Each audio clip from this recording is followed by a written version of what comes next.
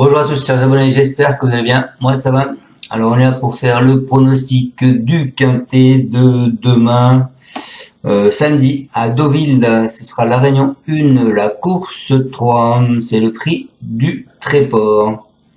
Alors c'est du plat, ils sont pour l'instant 16 partants, 1900 mètres, une allocation de 53 000 €, c'est un handicap divisé, une corde à droite et une piste en PSF. Alors on s'aperçoit dans cette course que Monsieur Chappé a mis 2 chevaux dans cette course. Il a mis le 7 Népalais, qui sera monté par Mendizaval, et il a mis le 9 Royaumont, qui sera monté par Christian Soumillon. Voilà.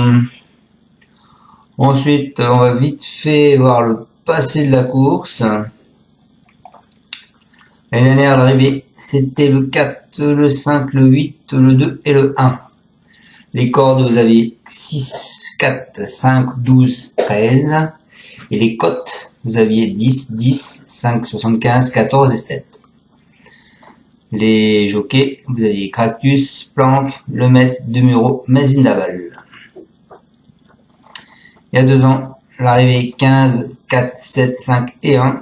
Les cordes 3, 1, 4, 5, 2, 1, 2, 3, 4, 5. Les cotes 5, 6,5, 36, 9, 75, 8 et 8. Et les jockeys Mademoiselle Massin, Ruiz, Grosbois, Forest et Mademoiselle Léon. Voilà les amis. Allez, on est parti avec mon sélection. Je n'ai pas fait une sélection de fou, je pense qu'on va pas y avoir de surprise. Si on prend les lignes de référence, normalement c'est la course du 12 janvier. On ne devrait pas être bien loin. Alors moi les amis, je suis parti avec le 4 qui est Love is Good. Je pense que beaucoup de monde va partir soit avec le 4, soit avec le 5. Love is Good. Stéphane Pasquier. Quoi dire sur Love is Good? Convaincant lauréat du quintet de référence. Il peut espérer confirmer malgré un poids nettement revu à la hausse. Ensuite, je vous ai mis le 6 qui est Uzel. Maxime Guyon. La corde 6. Il vient de finir sur une 5e place. Uzel, c'est le spécialiste de la PSF normande. C'est un bon finisseur. Il sera normalement en vue par beaucoup de personnes. Surtout qu'il revient sur 1900 mètres maintenant. Ensuite, les amis, en coup de cœur, je vous ai mis le 12. C'est Human. C'est Baron qui va le monter. La corde 12. Il vient de finir sur une 3e place. Baron, qu'est-ce qu'on peut dire de lui? Je peux vous dire que Human, bien connu à ce niveau sur cette surface, il s'annonce une nouvelle fois très compétitif. Donc attention à lui. En alerte, je vous ai mis le 9, c'est Royaumont. Christian Soumillon, la corde 5, il vient de finir sur une 3e place. Le 9, c'est principalement illustré dans les réclamés. Ces derniers temps, il tentera de jouer les troubles faites, je pense. Ensuite, en surprise, les amis, je vous ai mis le 7 qui est Népalais, l'autre cartouche à Monsieur Chappé. Il est resté sur une sortie encourageante dans le quintet de référence, celui qui lui confère une très bonne chance. Et ma dernière surprise, ce sera le 11 Moutarde. Il a prouvé que sa marge était mince en pareille société et il ne peut être retenu dans un choix prioritaire. Néanmoins, son entraîneur le voit avec un quintet dans les jambes, ce qui veut dire que il sent que la moutarde est prête. Donc je répète ma sélection les amis. Mes deux bases, ce sera le 4 et le 6. Mon cheval de coup de cœur, ce sera le 12. Mon alerte, ce sera le 9. Et en surprise, je vous ai mis le 7 et le 11. On est parti avec le 4 Love is Gold. C'est Pierre Ménard. Ce cheval, il est dans son jardin. C'est Stéphane Pasquier qui le monte. Il nous dit, il est dans son jardin à Deauville pour le moment. Il s'est imposé assez plaisamment la dernière fois. Il a très bien récupéré de cette sortie et a très bien travaillé en vue de cette épreuve. Tous les feux sont au vert. Il est facile à monter. Stéphane Pasquier le connaît bien. Il ne sera pas forcément obligé d'aller devant pour tout dépendra du rythme de la course. J'en attends donc un très bon comportement. Voilà pour ce 4.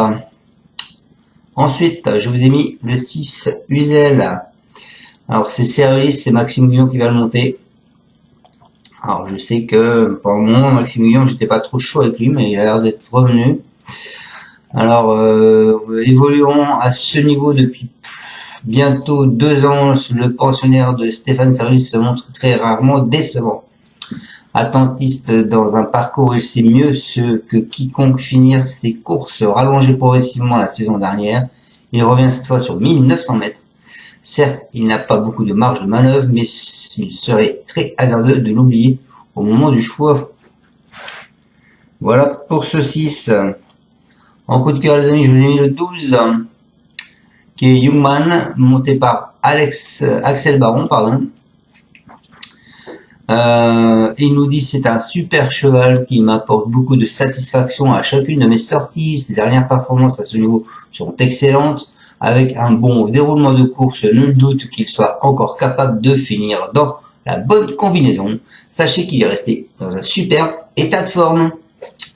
Voilà. On alerte, les amis, on alerte, je vous ai mis le 9.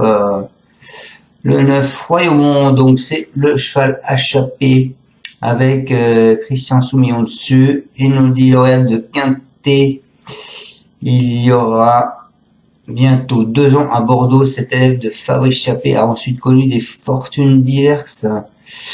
Pas revu dans un handicap depuis plus d'1 an, sa candidature interpelle. Dans un quintet, sa valeur en 36,5 avec une forme ascendante lui permet d'envisager une bonne performance. Il mérite une attention particulière. La méfiance est de mise.